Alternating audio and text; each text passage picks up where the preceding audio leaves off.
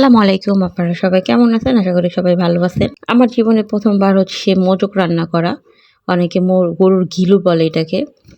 তো আমরা মোজক বলি, তো সেই হিসেবে রান্না করা।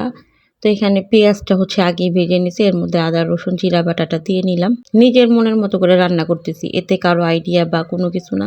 জাস্ট আম্মুকে জিজ্ঞেস করছিলাম কিভাবে রান্না করে। উনি জাস্ট বলল মাছ যেভাবে ভুনা করে সেম ওইভাবে, শুধু মাছের জায়গায় মোজকটা দিতে হবে।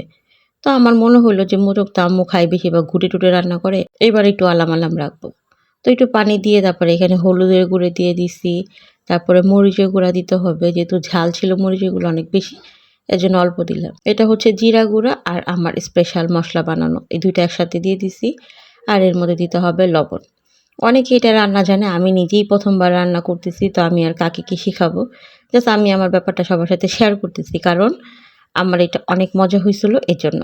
তো এই যে মসলাটাকে বেশ ভালো মতো কষায় নিতে হবে। যেহেতু তেলটা উপরে চলে আসে।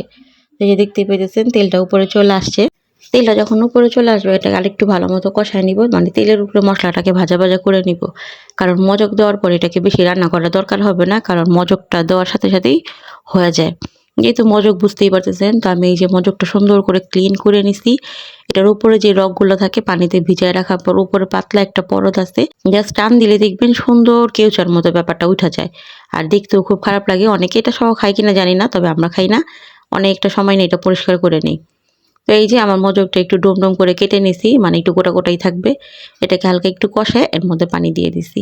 আর এটা যেহেতু আমি মরিচের গুঁড়া দিছি এর আগে, এর জন্য আবার একটু কাঁচা মরিচও দিয়ে দিলাম, যাতে ঝালটা একটু ভালো মতোই হয়। তো এটাকে এই যে ফুটতে দিব, এটা যখন পানিটা শুকায় যাবে ব্যাপারটা এরকম হয়ে যাবে।